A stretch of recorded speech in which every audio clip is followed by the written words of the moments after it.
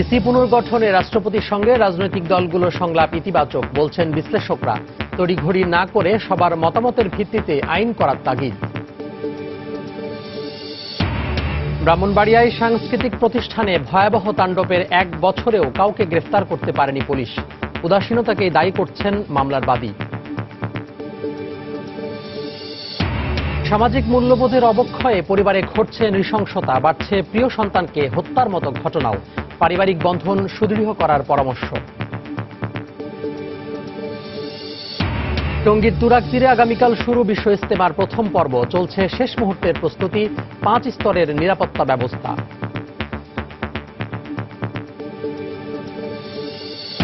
এবং ওয়েলিংটনে নিউজিল্যান্ডের বিপক্ষে প্রথম টেস্টে টস হেরে ব্যাট করছে বাংলাদেশ। হাফ সেঞ্চুরির পর তামিম সাজঘরে, বৃষ্টির কারণে খেলা বন্ধ।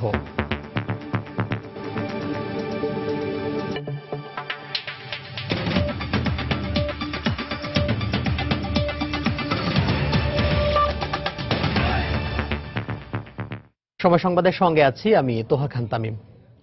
রাজনৈতিক দলগুলোর সাথে রাষ্ট্রপতির সংলাপ নিরপেক্ষ নির্বাচন কমিশন গঠনে ইতিবাচক ভূমিকা রাখবে বলে মনে করেন বিশ্লেষকরা। সবার কাছে গ্রহণযোগ্য ব্যক্তিদের দিয়েই তিনি ইসি পুনর্গঠন করবেন বলেও আশা প্রকাশ করছেন তারা। সংলাপে দলগুলোর কাছ থেকে অনেক নতুন প্রস্তাবনা এলেও বেশিরভাগ দলই মত দিয়েছে আইন প্রণয়নের পক্ষে। তবে এবার না হলেও আগামী নির্বাচনের আগেই আইন প্রণয়নের ইঙ্গিত দিয়েছে সরকার। বিশ্লেষকরা বলছেন, বিতর্কমুক্ত নির্বাচন কমিশনের জন্য আইনই একমাত্র সমাধান, তবে সেটি হতে হবে সবার মতামতের ভিত্তিতে। রিপোর্ট বেলায়েত হোসাইনের।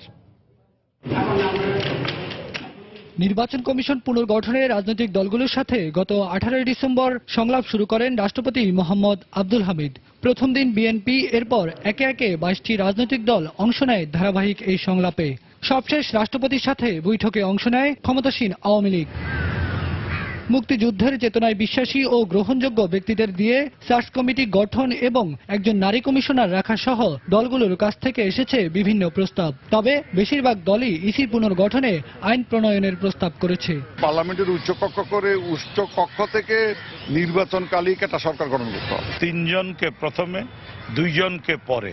তার কারণ হলো কখনোই যেন নির্বাচন কমিশন শূন্য না থাকে। অবাধ নিরপেক্ষ নির্বাচনকে জন্য যে ধরনের নির্বাচন কমিশন আইন করে সেটা করা। আওয়ামী লীগের পক্ষ থেকেও জানানো হয়েছে, এবার না হলেও আগামী নির্বাচনের আগে হতে পারে এমন একটি আইন।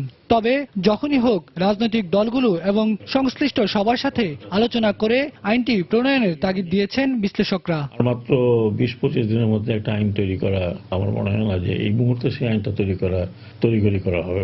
এখন সার্চ কমিটি যেটা করা হচ্ছে সবার সর্বসম্মতিক্রমে সেই সার্চ কমিটি গঠন করলে আমার মনে হয় না যে বাংলাদেশের মতো জায়গায় খুব বেশি সময় লাগবে নির্বাচন কমিশনের সদস্য সিলেক্ট করার। এখন এই আলোচনার ভিত্তিতে রাষ্ট্রপতির কাছে যদি এটা প্রতীয়মান হয় যে বর্তমান প্রেক্ষাপটে নির্বাচন কমিশন নিয়োগ সংক্রান্ত একটা আইন হওয়া দরকার, তাহলে ওই 48-এর 5 অনুযায়ী এই বিষয়টা বিবেচনার জন্য উনি মন্ত্রিপরিষদে পাঠাতে পারেন। তারপরে একটা আইন মন্ত্রণালয় বা নির্বাচন কমিশন যে হোক আইনের খসড়া করবে, ওই খসড়াটা কিন্তু জনসমক্ষে সরকারকে উপস্থাপন করতে হবে যে আমরা এই ধরনের আইন করার কথা ভাবছি, আপনারা সবাই কি বলেন।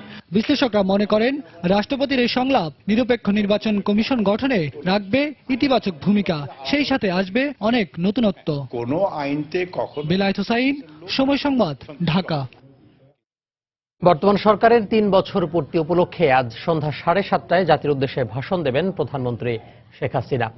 প্রধানমন্ত্রী প্রেস উইং থেকে খবর নিশ্চিত করা হয়। 2013 সালের 5 জানুয়ারি নির্বাচনের মধ্য দিয়ে ক্ষমতায় আসে বর্তমান আওয়ামী লীগ সরকার। তাই বর্ষপূর্তিতে দেশের জনগণের সামনে সরকারের অর্জন সহ আগামীর পরিকল্পনার কথা তুলে ধরবেন সরকার প্রধান। দুর্নীতির 2 মামলায় বিএনপি চেয়ারপারসন বেগম খালেদা জিয়া বকশীবাজার স্থাপিত বিশেষ আদালতে হাজিরা দিতে যাওয়ার কথা রয়েছে। বেগম জিয়ার আগমন উপলক্ষে আদালত চারপাশের নিরাপত্তা জোরদার করা হয়েছে। র্যাব, পুলিশ ও সাদা পোশাকের আইনশৃঙ্খলা রক্ষা বাহিনীর সদস্যদের মোতায়েন করা হয়েছে।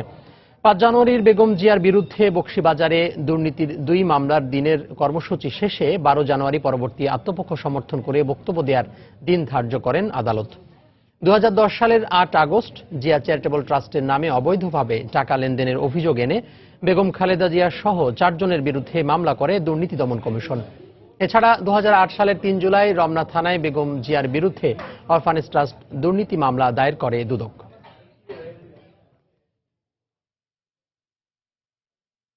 ব্রাহ্মণবাড়িয়ায় সাংস্কৃতিক প্রতিষ্ঠানে ভয়াবহ তাণ্ডবের 1 বছর হলেও এখনো গ্রেফতার হয়নি কোনো আসামি। এজন্য পুলিশের উদাসীনতাকেই দায়ী করছেন মামলার বাদী ও সাংস্কৃতিক সংগঠকরা। অবশ্য পুলিশ কর্মকর্তা বলছেন, শিগগিরই মামলার তদন্ত শেষ করে আদালতে চার্জশিট দেওয়া হবে। জহিলুর রহমানের ছবি ও উজ্জ্বল চক্রবর্তীর তথ্য নিয়ে ডেস্ক রিপোর্ট। 1956 সালে ব্রাহ্মণবাড়িয়া শহরে প্রতিষ্ঠিত সুর সম্রাট দি আলাউদ্দিন সঙ্গীতায়ন অসাম্প্রদায়িক চেতনায় আগামী প্রজন্মকে গড়ে তোলা ও দেশীয় সংস্কৃতির বিকাশে শুরু থেকেই সুনামের সাথে কাজ করছে প্রতিষ্ঠানটি। গত বছর 11 জানুয়ারি শহরের জেলা পরিষদের সামনে জামিয়া ইউনুসিয়া বড় মাদ্রাসার এক ছাত্র এক ইজি বাইক চালককে মারধর করে। এর প্রতিবাদ করায় মোবাইল ফোন ব্যবসায়ীদের সঙ্গে সংঘর্ষে জড়িয়ে পড়ে মাদ্রাসার ছাত্ররা। এই ঘটনার জেরে পরের দিন শহরের সাংস্কৃতিক প্রতিষ্ঠানগুলোতে মাদ্রাসার ছাত্ররা তাণ্ডব চালায়। পুড়িয়ে দেওয়া হয় দি আলাউদ্দিন সঙ্গীতায়ন, শহীদ ধীরেন্দ্রনাথ দত্ত স্মৃতি পাঠাগার, জেলা মুক্তিযোদ্ধা অফিস ও সাহিত্য একাডেমি। এ ঘটনায় বেশ কয়েকটি মামলা হলেও আজও তা আলোর মুখ দেখেনি। মামলা কতটুকু কি হয়েছে সেটা আমরা এখনো জানি না। মামলার তদন্তকারী কর্মকর্তা একদিনও আমার সাথে যোগাযোগ করেনি। সরকারি সাহায্য আর সংস্কৃতি প্রেমীদের সহায়তায় ফের ঘুরে দাঁড়াতে শুরু করেছে এসব প্রতিষ্ঠান। তবে এখনো বিচার শুরু না হয় এমন নারকীয় তাণ্ডব বারবার ঘটার আশঙ্কা সংস্কৃতি গবেষক ও প্রগতিশীল সংগঠকদের। এইটির বিচারও যদি না হয় তাহলে ভবিষ্যতে আরো এ ধরনের ঘটনা ঘটবে। যে মামলা রুজু হয়েছিল সেই মামলা কোনো একটি যৌক্তিক পরিণতি না থাকার কারণেই কিন্তু এই যে গত নাসিরনগরের যে সাম্প্রদায়িক হামলা হয়েছে ওইগুলোরই আপনার ধারাবাহিকতার একটি অংশ।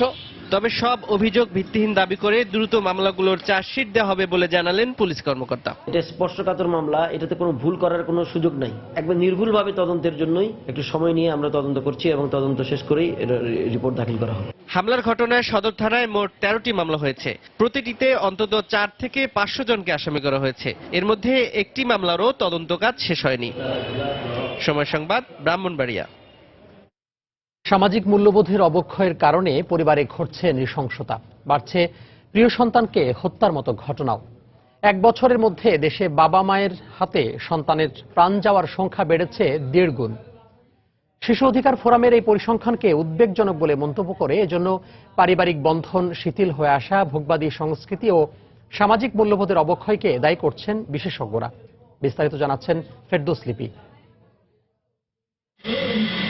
একটি শিশুর কাছে সবচেয়ে বেশি নিরাপদ স্থান তার পরিবার, সুনির্দিষ্ট করে বললে বাবা মার কোল। আশ্রয়ের সেই জায়গাটিকে কোনো কোনো শিশুর জন্য ভয়ঙ্কর হয়ে উঠছে।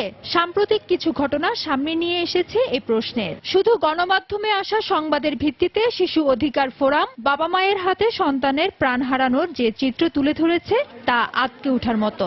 তাদের পরিসংখ্যান অনুযায়ী 2014 সালে বাবা মায়ের হাতে সন্তান হত্যার সংখ্যা ছিল 41 জন। 2015 সালে তা 40 জন হলেও 2016 সালে এই সংখ্যা বেড়ে দাঁড়িয়েছে 60-এ। শিশুর সবচেয়ে পরম নিরাপদ জায়গা মায়ের কোল, বাবার কোল না। 15-16 সাল, তারপরে 14 সাল, এগুলো যদি আমরা বিবেচনা করি, বাবা মার হাতে শিশু খুন হওয়ার ঘটনাটা বাড়ছে প্রতি বছরই। 16 সালে 1/3 বেড়েছে। আর এই ধরনের হত্যাকাণ্ডের পেছনে বাবা মায়ের সাথে সন্তানদের সম্পর্ক শিথিল হয়ে আসার প্রবণতা এবং তাদের লাগামহীন চাহিদাকে দায়ী করছেন সমাজবিদ ও মনোবিজ্ঞানীরা। এই যে এখন আমরা একটা ভোগবাদী পুঁজিবাদী সমাজ, যেখানে বিস্তর প্রতিযোগিতার ভেতর দিয়ে চলতে হচ্ছে, ভীষণ রকম কম্পিটিশন, সেই কম্পিটিশন আর্থিক, সেই কম্পিটিশন সামাজিক। ফলে সে একসময় মনে করে আমি বেঁচে থেকে লাভ কি, আমার সন্তানই বা বেঁচে থেকে লাভ কি, এই ঘূর্ণাবর্তেই তো আমার জীবন আবর্তিত হবে। সেটি একটি কারণ। বড় কথা হচ্ছে আমাদের সামাজিক শৃঙ্খলা দরকার, আমাদের নৈতিক শক্তিগুলোকে পুনর্চর্চা দরকার, পুনর্বাসিত করা দরকার। এটু আমরা স্খলিত হয়ে যাচ্ছে। সুতরাং আমাদের আন্তঃসম্পর্কগুলো মজবুত করতে হবে, এটা কমিউনিকেশনটাকে এস্টাবলিশ করতে হবে। এছাড়া এ ধরনের হত্যাকাণ্ড রোধে সন্তান, বাবা মা সবাইকে নিয়ে সামাজিক সম্পর্ক জোরদার ও মূল্যবোধ উন্নয়নের বিষয়ে কাউন্সিলিং এর পাশাপাশি পাঠ্যপুস্তকেও এইসব বিষয় আরো বেশি করে অন্তর্ভুক্তির কথা বললেন বিশেষজ্ঞরা। ফেরদৌস লিপি, সময় সংবাদ, ঢাকা। আগামীকাল গাজীপুরে শুরু হচ্ছে মুসলিম জাহানের দ্বিতীয় বৃহত্তম ধর্মীয় মহাসম্মেলন বিশ্ব ইজতেমার প্রথম পর্ব। টঙ্গীর তুরাগ তীরে এখন চলছে শেষ মুহূর্তের প্রস্তুতি। তাবলিগ জামাতের কর্মীরা স্বেচ্ছাশ্রম দিচ্ছেন আগত লাখো মুসল্লিকে বিনা ভোগান্তিতে থাকার ব্যবস্থা করতে। এদিকে বিশ্ব সন্ত্রাসবাদের কথা মাথায় রেখে আগতদের 5 স্তরের নিরাপত্তার পাশাপাশি আধুনিক প্রযুক্তি ব্যবহারের মাধ্যমেও পুরো ইজতেমা মাঠকে পর্যবেক্ষণ রাখার কথা জানিয়েছে পুলিশ। খলিল রহমানের তোলা ছবিতে মাহমুদ রাকিবের রিপোর্ট। আগত মুসল্লিদের সুবিধার্থে বিভিন্ন দিক নির্দেশনামূলক চিহ্ন তৈরিতে ব্যস্ত কেউ বা আবার স্বেচ্ছাশ্রমে থাকার ব্যবস্থা করছেন আগত মুসল্লিদের জন্য। 52তম বিশ্ব ইজতেমার জন্য এভাবেই টঙ্গীর তুরাগ তীরের প্রায় 160 একর জমির ইজতেমা মাঠ তৈরি হচ্ছে। মুসল্লিরা বলছেন পরকালে মুক্তির জন্যই মানব সেবার মাধ্যমে তাদের এই প্রচেষ্টা। রাস্তা নাম্বারগুলো, ম্যাপগুলো আমরা টাঙাই, এগুলো দেখে বিভিন্ন এলাকার থেকে যারা সাথী ভাইরা আসেন ওনারা সেই পয়েন্টে পয়েন্টে ওনারা উঠে যান, ওনাদের জন্য সহজ হয়। জানমাল খরচ করে এই কাজ করছি, বুঝেছেন, সময় ব্যয় করে। কেন? এটা আল্লাহ আমাদেরই বদলা দেবে, আল্লাহর খুশি করার জন্য করছি। প্রথম পর্বের 3 দিন ব্যাপী ইজতেমায় অংশ নিতে ইতিমধ্যে ছোট ছোট দলে বিভক্ত হয়ে দেশের নির্দিষ্ট 16টি জেলা থেকে আসতে শুরু করেছেন ধর্মপ্রাণ মুসল্লিরা। স্বেচ্ছায় আমি শ্রম দেব, এই জন্য ইজতেমায় আসছি এবং আমার ছেলেকে নিয়ে আসছি সাথে। এত বড় একটা মজমা, এটা মানুষ ট্যাকেল দেওয়ার মতো ক্ষমতা রাখে না যদি ধৈর্য, সবর, সহনশীলতা না থাকে।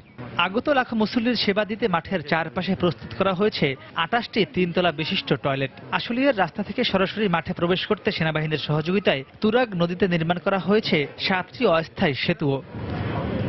এবার বাংলাদেশ ছাড়াও প্রায় 30টি দেশ থেকে আসা মুসল্লিরা এই ইজতেমায় অংশ নেবেন। তাই আয়োজকরা জানিয়েছেন বিশ্বে তরুণরা যাতে ইসলামের ভুল ব্যাখ্যায় আর বিপথে না যায় সে বিষয়ে ইজতেমায় বিশেষ বয়ান রাখা হবে।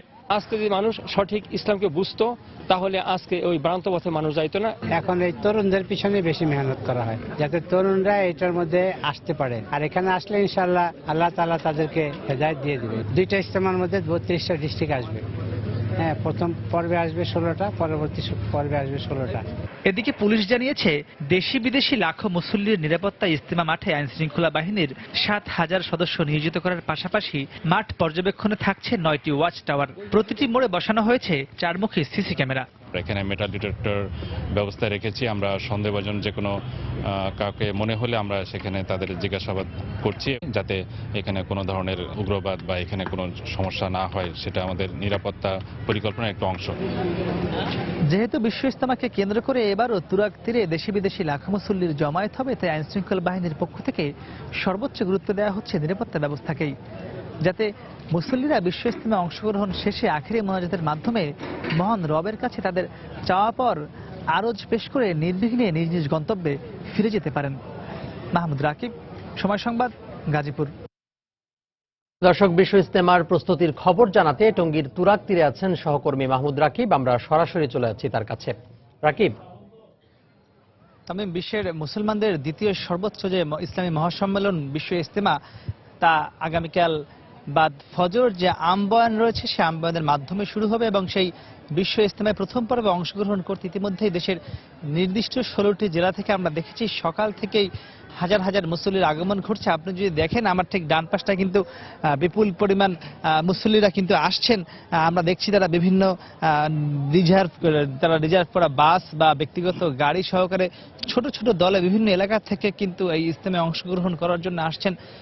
এবং আমরা জানি যে যতই দিন যাচ্ছে ততই কিন্তু ইজতেমার ব্যবস্থাপনায় বেশ একটি গোছালো অবস্থায় চলে এসছে। এখন কিন্তু সে আগের মতো আর ভোগান্তিও হয় না ইজতেমাকে ঘিরে। আমি যদি আপনাকে জানিয়ে দিই, আগামীকাল সকালে যে ইজতেমাটি শুরু হবে 3 দিন ব্যাপী, সেটি শেষ হবে রোববার আখেরি মোনাজাতের মাধ্যমে এবং এটি হলো 52তম ইজতেমার প্রথম পর্ব, যেখানে মোট দেশের নির্দিষ্ট 16টি জেলা অংশগ্রহণ করবে। এর বাইরে এবছর যে দ্বিতীয় পর্বের ইজতেমাটি অনুষ্ঠিত হবে এটি কিন্তু ঠিক এর পরের সপ্তাহে, অর্থাৎ আগামী এই শুক্রবারের পরের শুক্রবার সকালবেলা শুরু হবে একই সময়ে একই নিয়মে এবং সেটিও শেষ হবে এর পরের যে রোববার রয়েছে 3 দিন পরে এবং সেখানেও আখেরি মোনাজাতের মাধ্যমেই কিন্তু শেষ হবে।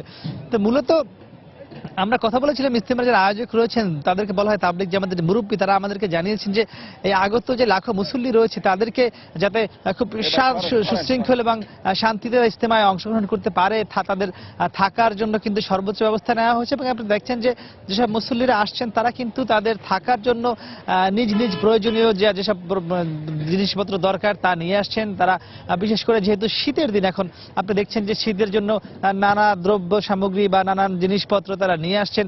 এর বাইরে আমি আপনাকে আরেকটি তথ্য জানিয়ে দিই, ইজতেমাকে কেন্দ্র করে কেন্দ্রীয় আইন শৃঙ্খলা বাহিনী সর্বোচ্চ নিরাপত্তা ব্যবস্থা নিয়েছেন। আমরা দেখেছি তারা মাঠের চারপাশে বেশ কিছু ওয়াচ টাওয়ার বসিয়েছে, তারা বেশ কিছু আমরা দেখেছি মেটাল ডিটেক্টর রেখেছেন যাতে সন্দেহভাজন যে কাউকে তারা চেক করে প্রবেশ করাতে পারেন। এর বাইরে আমরা দেখেছি প্রত্যেকটি মোড়ে মোড়ে কিন্তু একাধিক সিসি ক্যামেরা বসানো হয়েছে, অর্থাৎ এই বিশ্ব ইজতেমাকে কেন্দ্র করে যাতে কোনো উগ্রপন্থী বা কোনো কেউ কোনো অঘটন ঘটাতে না পারে তার জন্য সব ধরনের প্রস্তুতি নিয়ে রেখেছে পুলিশ, র্যাব, এখানে রয়েছে এসবি, ডিবি, সাদা পোশাকের পুলিশ।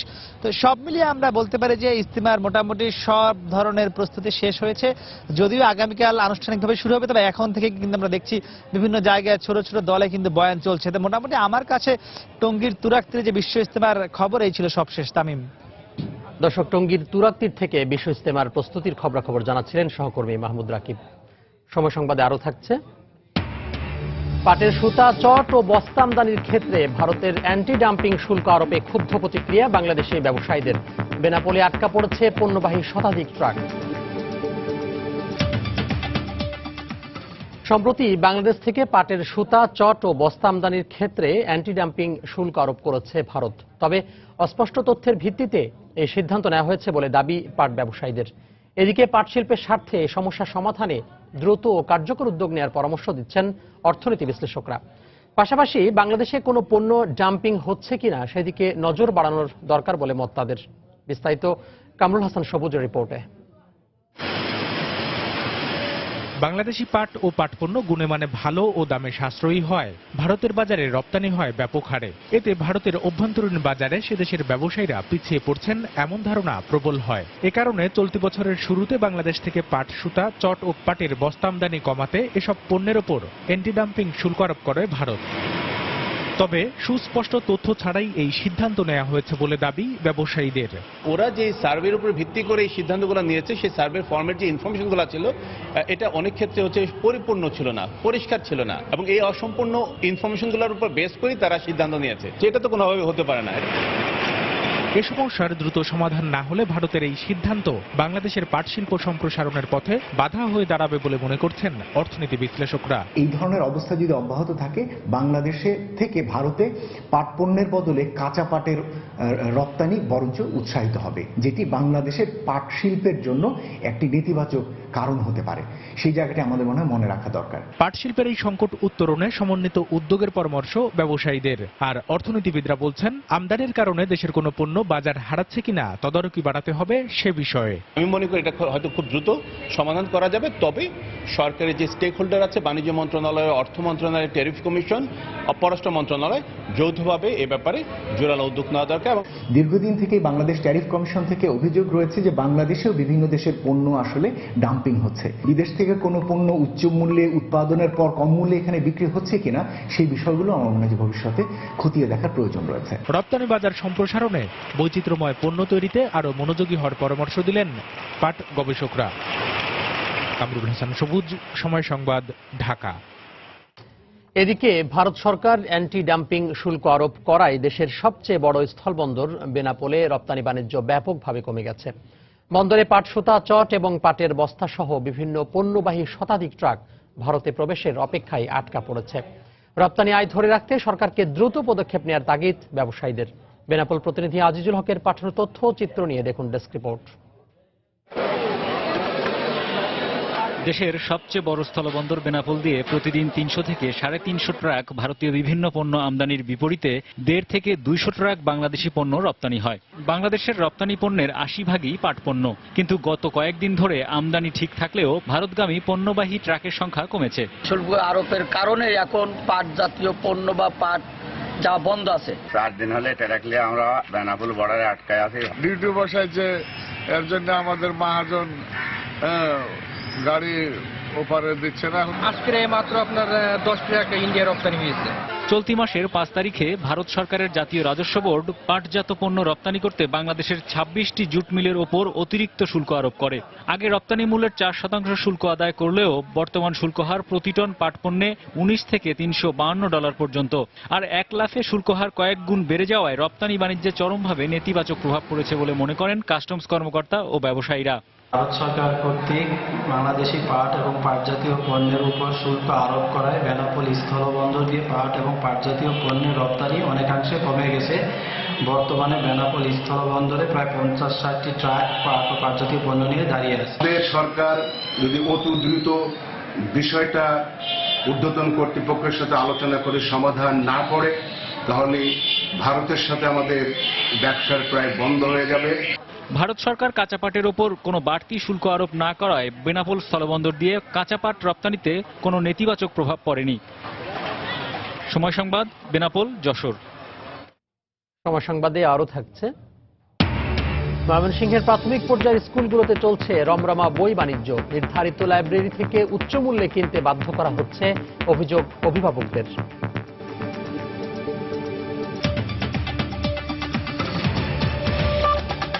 তিন হাজারের বেশি স্কুল শিক্ষার্থীর অংশগ্রহণে ব্যবহারিক ক্লাসের বিশাল আয়োজন শেষ হল কিশোরগঞ্জের কুলিয়ারচরে। ডক্টর জাফর ইকবালের তত্ত্বাবধানে দেড় ঘন্টা ব্যাপী ক্লাসেও শিক্ষার্থীরা হাতে কলমে চৌম্বক তরঙ্গের পরীক্ষা নিরীক্ষা করার সুযোগ পেয়েছে।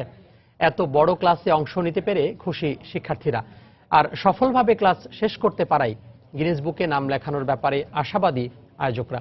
আরো জানাচ্ছেন তরিকুল ইসলাম সৌরভ। 800 বেঞ্চ, প্রতি বেঞ্চে 4 জন করে 3200 শিক্ষার্থী। সাদা কাপড়ের দেয়ালে তৈরি বিশ্বের সবচেয়ে বড় ক্লাসরুম। এমনই আয়োজনে কিশোরগঞ্জের কুলিয়ারচরে একই ছাদের নিচে অনুষ্ঠিত হলো বিশ্বের সবচেয়ে বড় বিজ্ঞান এবং আইসিটি বিষয়ক ব্যবহারিক ক্লাস। ডক্টর মোহাম্মদ জাফর ইকবালের তত্ত্বাবধানে 80 জন শিক্ষকের সহযোগিতায় বেলা 11টার দিকে শুরু হয় মহড়া ক্লাস। এরপর দুপুর 12টার দিকে শুরু হয় 1.5 ঘণ্টাব্যাপী আনুষ্ঠানিক ক্লাস। কয়েকটি গ্রুপে ভাগ হয়ে চৌম্বক তরঙ্গের মাধ্যমে কম্পাস তৈরির দীক্ষা নেন শিক্ষার্থীরা। নির্দেশনা অনুযায়ী সফলভাবে তৈরি হয় এক একটি কম্পাস। এমন আয়োজনে অংশ নিতে পেরে উচ্ছ্বসিত শিক্ষার্থীরা। আমি এখানে সবার সাথে অংশগ্রহণ করছি, তাই আমার অনেক ভালো লাগছে। এই ক্লাসটা আমরা অনেক কিছু শিখনীয় আছে, তা এতে আমরা অনেক আনন্দিত মনে করছি। অনেক ভালো লাগছে যে এত বড় অনুষ্ঠান হচ্ছে আমাদের স্কুলের মাঠে, আবার আমরা এই অনুষ্ঠানে পার্টিসিপেট করতে পারছি। প্রচলিত ক্লাসরুমের গণ্ডি ভেঙে বড় পরিসরে ক্লাস নিয়ে গর্বিত শিক্ষকরাও। প্রত্যাশা এমন আয়োজন চলুক পুরো দেশ জুড়েই। ছাত্রছাত্রীদের জন্য এটা খুবই সহায়ক হিসাবে কাজ করবে এবং বিজ্ঞান বিষয়ে এটাকে আগ্রহ করে তুলবে। এই যে একটা চেতনা আমাদের কোমর মধ্যে শিশুদের মনে এবং আমাদের অভিভাবকদের মনে কাজ করছে, এটা সত্যি পরবর্তী প্রজন্মের জন্য একটা উদাহরণ হয়ে থাকবে। শুধু 3200 শিক্ষার্থী নয়, পুরো দেশের শিক্ষার্থীদের বিজ্ঞান শিক্ষায় অনুপ্রেরণা যোগাবে কুলিয়ারচরের এই আয়োজন। যেহেতু আমাদের বাংলাদেশের ছেলেমেয়েরা এখন বিজ্ঞান অনেকেই পড়তে যাচ্ছে না নানা কারণে, আমার মনে হয় যে এই ঘটনাটা যখন নাকি প্রচার হবে, দেশের মানুষজন দেখবে, তাই না, তারা বিজ্ঞানে একটা আগ্রহ হবে, উৎসাহ হবে, এবং এখানে যে বাচ্চারা আছে আমার ধারণা তারাও ভবিষ্যতে বিজ্ঞানে পড়ার জন্য আগ্রহী হবে। এদিকে সফলভাবে এই আয়োজন শেষ করতে পারায় অস্ট্রেলিয়াকে পেছনে ফেলে বিশ্ব রেকর্ডের স্বীকৃতি মিলবে বাংলাদেশের, এমনটাই প্রত্যাশা আয়োজকদের। আমরা যদি সবাই সাকসেসফুলি করতে পারি, ডেফিনেটলি এটা খুবই গর্বের একটা বিষয় এবং আমার মনে হয় আমার সবার জন্য এটা খুব আনন্দের একটা বিষয়। গিনেস বুক অব রেকর্ডসের কোনো প্রতিনিধি এই অনুষ্ঠানে আসেনি, তবে তাদের এই অনুষ্ঠানের পুরো ভিডিওটি দেওয়া হবে, এরপর এই বিষয়ে সিদ্ধান্ত হবে। তবে সবকিছু ছাপিয়ে এটি বাংলাদেশের বিজ্ঞান মনস্ক জাতি গঠনে গুরুত্বপূর্ণ ভূমিকা পালন করবে, তা নিঃসন্দেহে বলা যায়। কিশোরগঞ্জের কুলিয়ারচর থেকে তরিকুল ইসলাম সৌরভ, সময় সংবাদ। তাপমাত্রা স্বাভাবিক থাকলেও ঠান্ডা বাতাস ও ঘন কুয়াশায় স্থবিরতা নেমে এসেছে উত্তরাঞ্চলের বিভিন্ন জেলার জনজীবনে। গেল দুদিনের মতো ঘন কুয়াশা না থাকলেও সকাল থেকে রাজশাহীতে বেড়েছে ঠান্ডা বাতাস। এতে বিপাকে পড়েছেন কাজে বের হওয়া শ্রমজীবী মানুষ। জেলা আবহাওয়া অধিদপ্তরের তথ্য মতে সকালে রাজশাহীতে সর্বনিম্ন তাপমাত্রা রেকর্ড করা হয়েছে 12.2 ডিগ্রি সেলসিয়াস।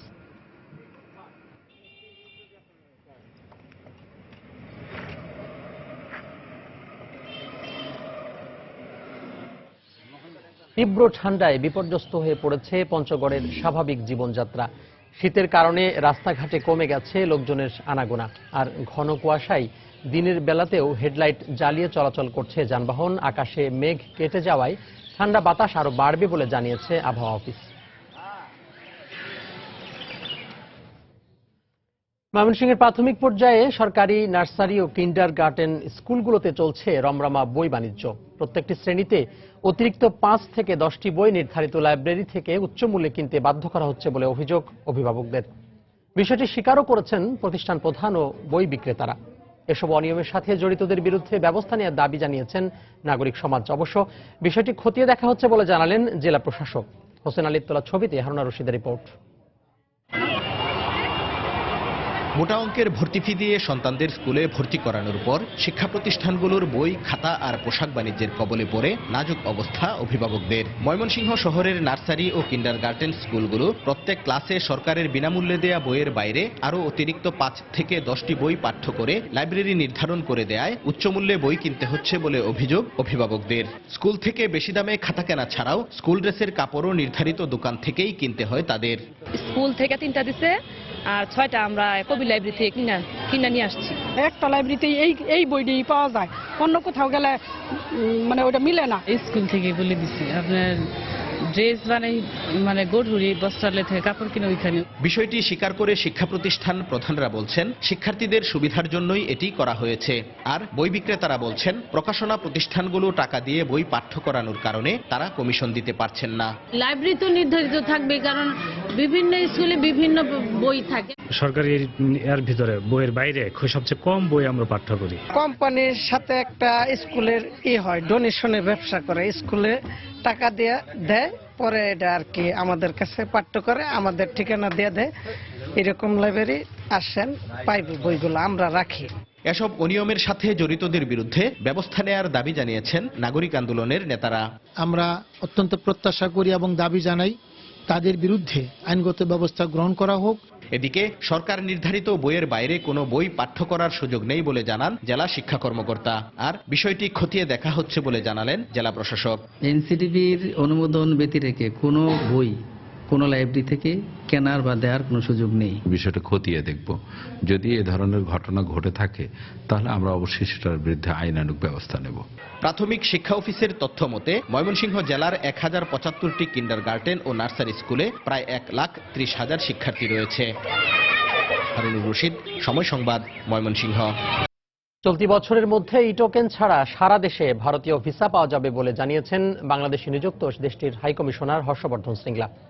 গতকাল যশোর ভিসা কেন্দ্রের আনুষ্ঠানিক উদ্বোধন শেষে কথা বলেন তিনি। বলেন, শীঘ্রই খুলনা কলকাতা ট্রেন সার্ভিস শুরু হবে এবং যশোরেও এর স্টপেজ হবে।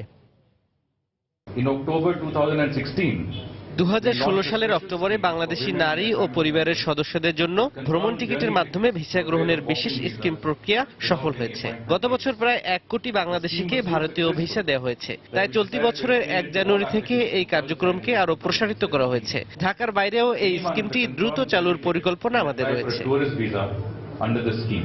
দেশের বাইরের খবর। রাশিয়ার কাছে নিজের ব্যক্তিগত জীবন নিয়ে নাজুক ও স্পর্শকাতর তথ্য রয়েছে। সিএনএন সহ বেশ কয়েকটি মার্কিন গণমাধ্যমে প্রকাশিত এমন খবরের তীব্র নিন্দা জানিয়েছেন নবনির্বাচিত মার্কিন প্রেসিডেন্ট ডোনাল্ড ট্রাম্প। সেই সঙ্গে এ ধরনের ভুয়া তথ্য প্রচার করায় মার্কিন গোয়েন্দা সংস্থাগুলোরও কড়া সমালোচনা করেন তিনি। বুধবার প্রেসিডেন্ট নির্বাচিত হওয়ার পর প্রথম সংবাদ সম্মেলনে এ বিষয়ে ক্ষুব্ধ প্রতিক্রিয়া ব্যক্ত করেন ট্রাম্প। এ সময় গোয়েন্দা সংস্থাগুলোর বরাতে এ ধরনের মিথ্যা ও বানোয়াট খবর প্রকাশ লজ্জাজনক উল্লেখ করে কেবল জার্মানির নাৎসিরা এ ধরনের ঘৃণ্য কাজ করত বলেও মন্তব্য করেন তিনি। এছাড়াও সংবাদ সম্মেলনে প্রথমবারের মতো মার্কিন প্রেসিডেন্ট নির্বাচনে ডেমোক্রেটিক ন্যাশনাল কমিটির বেশ কয়েকজন শীর্ষ নেতার ইমেইল হ্যাকিং ঘটনায় রাশিয়ার সংশ্লিষ্টতার কথা স্বীকার করেন পরবর্তী এই মার্কিন প্রেসিডেন্ট। যদিও প্রেসিডেন্ট হিসাবে দায়িত্ব নেয়ার রাশিয়ার সঙ্গে সম্পর্ক জোরদারে পুনরায় আশাবাদ ব্যক্ত করেন তিনি।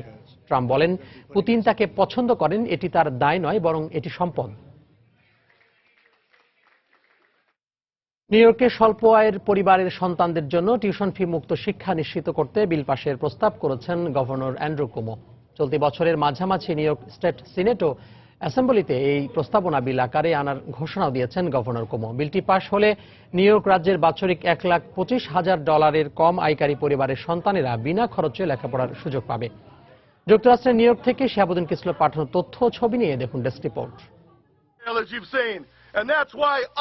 মার্কিন প্রেসিডেন্ট নির্বাচনে ডেমোক্রেট দল থেকে মনোনয়নের দৌড়ে থাকা বার্নি স্যান্ডার্স দীর্ঘদিন থেকেই যুক্তরাষ্ট্রে বিনা খরচে শিক্ষা ব্যবস্থা প্রবর্তনের প্রস্তাব করে আসছেন।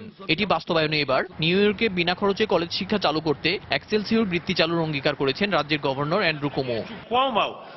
নতুন বছরে গভর্নরের উদ্যোগের অংশ হিসেবে গত 3রা জানুয়ারি কুইন্সের লাগোয়ার্ডিয়া কমিউনিটি কলেজে সিনেটর বার্নি স্যান্ডার্স এবং সিটি ইউনিভার্সিটি অফ নিউ ইয়র্কের বোর্ড অফ ট্রাস্টি ও সাবেক মেয়র প্রার্থী বিল থমসকে সঙ্গে নিয়ে এই উদ্যোগের কথা জানান তিনি। তিনি। প্রতিটি পরিবারের সন্তানেরই শিক্ষার সমান অধিকার রয়েছে উল্লেখ করে গভর্নর বলেন, অর্থনৈতিক গতিশীলতা আনতে এবং দক্ষ মানব সম্পদ তৈরি করতে উচ্চশিক্ষা প্রয়োজন। আমাদের রাজ্যে ৮০ লাখ কর্মসংস্থানের সুযোগ রয়েছে, কিন্তু এর ৭০% জন্যই কলেজ সম্পূর্ণ করা কর্মী প্রয়োজন। অতিরিক্ত ব্যয়ের কারণে স্বল্প আয়ের পরিবারের সন্তানেরা উচ্চশিক্ষা শেষ করতে পারে না। অন্য রাজ্যগুলোর তুলনায় নিউ ইয়র্কের শিক্ষার খরচ বেশি, যা যুক্তরাষ্ট্রের সমান অধিকারের সঙ্গে সঙ্গতিপূর্ণ নয়। দরিদ্র ও মধ্যবিত্ত পরিবারের সন্তানদের শিক্ষা জীবনের নিশ্চয়তায় গভর্নরের এই উদ্যোগের সফলতা কামনা করেন সিনেটর বার্নি স্যান্ডার্স। নিউ ইয়র্কের প্রতিটি মানুষ আমেরিকার গুরুত্বপূর্ণ অংশীদার, কিন্তু আমাদের নির্বাচিত প্রেসিডেন্ট এখানকার কর্মজীবীদের আয়কর বাড়ানোর পক্ষপাতী। গভর্নর কুমো যে উদ্যোগ নিয়েছেন, প্রতিটি রাজ্যেই তা করা উচিত। এ উদ্যোগ আমাদের শিল্প ও প্রযুক্তি খাতে ইতিবাচক পরিবর্তন আনার পাশাপাশি বিশ্ব অর্থনীতির উন্নয়নে ভূমিকা রাখবে। টিউশন ফির চাপ কমাতে শিক্ষাবৃত্তির এই উদ্যোগকে স্বাগত জানান প্রবাসী শিক্ষার্থীরা। আমাদের মিডল ক্লাসের জন্য এটা খুব ভালো হবে, কারণ এখন আরো অনেক স্টুডেন্ট কলেজে এসে পড়তে পারবে। যারা এখন বর্তমানে লেখাপড়া করতেছে ফাইন্যান্সিয়াল বিভিন্ন কারণে, তারা এখন ড্রপ আউট হওয়ার মতো একটা সিচুয়েশনে আছে, তারা রক্ষা পাবে। $125,000 উপরে যাদের ইনকাম তাদেরকে টিউশন ফি দিতে হবে, যে প্রস্তাবটা, আর ওটার নিচে যে ইনকাম তাদেরকে টিউশন ফি দেওয়া লাগবে না। সো আমার মনে হয় যে এটা অনেক ছেলে মেয়ের জন্য বেস্ট হবে, তারা বেশি বেশি কোর্স নিতে পারবে। নিউ ইয়র্কের শতকরা 80% অর্থাৎ 9,40,000 পরিবার বছরে $1,25,000 নিচে আয় করে। এই উদ্যোগ সফল হলে তা সন্তানদের শিক্ষা ব্যয় কমাতে ভূমিকা রাখবে বলে আশা করছে তারা। সময় সংবাদ, নিউ ইয়র্ক, যুক্তরাষ্ট্র। কলম্বিয়াতে জাঁকজমকভাবে অনুষ্ঠিত হলো বার্ষিক কলম্বিয়া কার্নিভাল। বিশ্বজুড়ে বর্ণ বৈষম্যের জেরে যে সহিংসতা সৃষ্টি হয় তার প্রতিবাদে আয়োজন করা হয় এই কার্নিভাল। 2 দিনব্যাপী আয়োজিত এই অনুষ্ঠানে যোগ দিতে সেখানে ঢল নামে হাজারো দর্শনার্থীর। সাদা কালো বিভেদ ভুলে এ যেন এক একাত্মতার মিলন মেলা। বর্ণের বিভেদ ভুলে আমরা সবাই এখানে জড়ো হয়েছি। আমরা সবাই মানুষ, এটাই আমাদের বড় পরিচয়।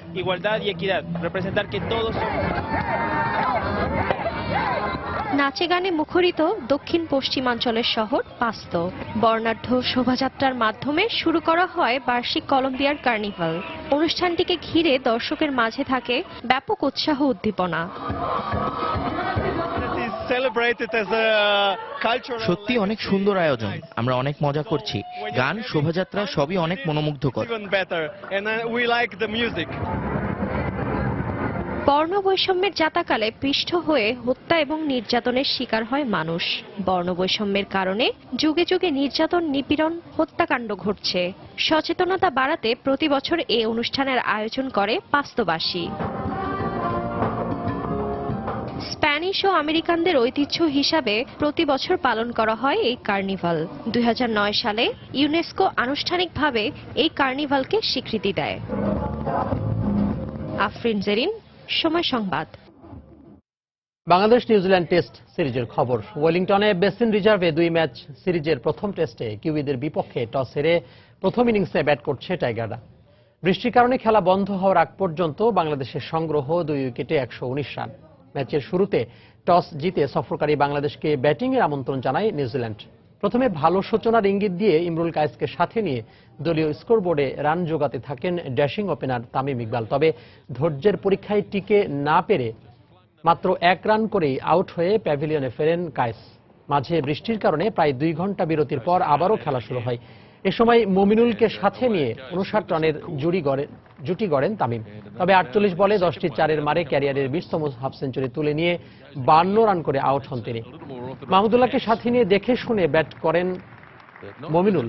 এর আগে নিউজিল্যান্ডের বিপক্ষে স্বাগতিকদের মাটিতে টেস্ট কখনোই জয় পায়নি বাংলাদেশ, তাই এবারের সিরিজে সেই আক্ষেপ ঘোচাতে চায় টাইগাররা।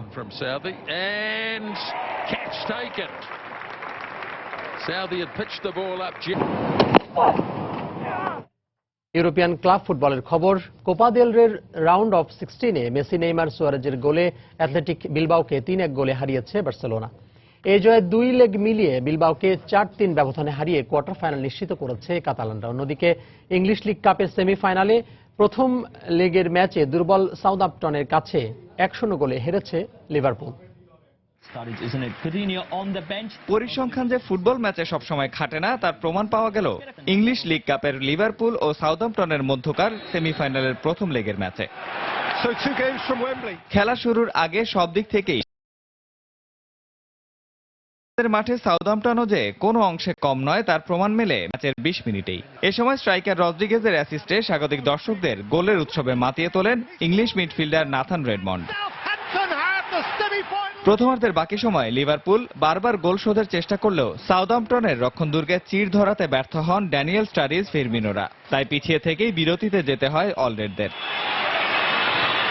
দ্বিতীয়ার্ধেও ম্যাচের চিত্রে কোনো ধরনের পরিবর্তন ঘটাতে পারেনি ক্লপের শিষ্যরা, বরং বারবার আক্রমণে গিয়েও ব্যর্থ হতে হয়েছে বর্তমান রানার আপদের। শেষ পর্যন্ত 1-0 গোলের হার নিয়ে সেমিফাইনালের প্রথম লেগ শেষ করে লিভারপুল। এদিকে কোপা দেল রের রাউন্ড অফ 16 এর প্রথম লেগের ম্যাচে অ্যাথলেটিক বিলবাওয়ের কাছে হারায় ফিরতি লেগের ম্যাচে ঘরের মাঠে বড় জয় দরকার ছিল বার্সেলোনার। যদিও ম্যাচের শুরু থেকে সফরকারীদের রক্ষণাত্মক ফুটবলে গোল পোস্টের কাছে গিয়েও বারবার ব্যর্থ হচ্ছিল কাতালান আক্রমণ ভাগের ত্রিরত্ন মেসি, নেইমার, সুয়ারেজ। তবে মুহুর্মুহু আক্রমণের ফল আসে ত্রিরত্নের পা থেকেই। ম্যাচের 35 মিনিটে মেসি নেইমারের পা হয়ে দ্বিগুণ হয়, যদিও 51 মিনিটে সাবরিত টেক্সিডোরের গোলে ব্যবধান কমায় বিলবাও। তবে 78 মিনিটে ব্যবধান কমানোর আনন্দ মুছে দেয় মেসির নেয়া দুর্দান্ত ফ্রি কিক। ডান পায়ের ব্যবধানে কোয়ার্টার ফাইনাল নিশ্চিত করল বার্সেলোনা। নিয়ামতুল্লাহ বাবু, সময় সংবাদ। এ পর্যায়ে শীর্ষ সংবাদগুলো জানিয়ে দিচ্ছি আরো একবার। ইসি পুনর্গঠনে রাষ্ট্রপতির সঙ্গে রাজনৈতিক দলগুলোর সংলাপ ইতিবাচক বলছেন বিশ্লেষকরা। তড়িঘড়ি না করে সবার মতামতের ভিত্তিতে আইন করার তাগিদ। ব্রাহ্মণবাড়িয়ায় সাংস্কৃতিক প্রতিষ্ঠানে ভয়াবহ তাণ্ডবের 1 বছরেও কাউকে গ্রেফতার করতে পারেনি পুলিশ। উদাসীনতাকেই দায়ী করছেন মামলার বাদী। সামাজিক মূল্যবোধের অবক্ষয়ে পরিবারে ঘটছে নৃশংসতা, বাড়ছে প্রিয় সন্তানকে হত্যার মতো ঘটনাও। পারিবারিক বন্ধন সুদৃঢ় করার পরামর্শ। টঙ্গীর তুরাগ তীরে আগামীকাল শুরু বিশ্ব ইজতেমার প্রথম পর্ব। চলছে শেষ মুহূর্তের প্রস্তুতি, 5 স্তরের নিরাপত্তা ব্যবস্থা।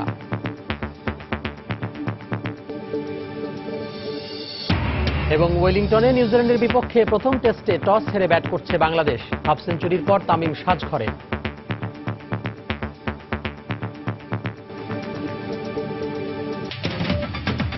এই ছিল এখনকার মতো। যে কোনো খবর পেতে ভিজিট করুন সময়নিউজ.tv। যে কোনো বাংলা লিঙ্ক রবি নম্বর থেকে সময় সংবাদের খবর, অনুষ্ঠান সম্পর্কে জানতে এবং যে কোনো তথ্য সময় সংবাদকে জানাতে ডায়াল করুন 16242 নম্বরে। এছাড়া এই মাত্র পাওয়া খবর আপনার মোবাইলে পেতে SMS করুন *BN লিখে পাঠিয়ে দিন 16242 নম্বরে। আর সঙ্গে থাকুন সময়।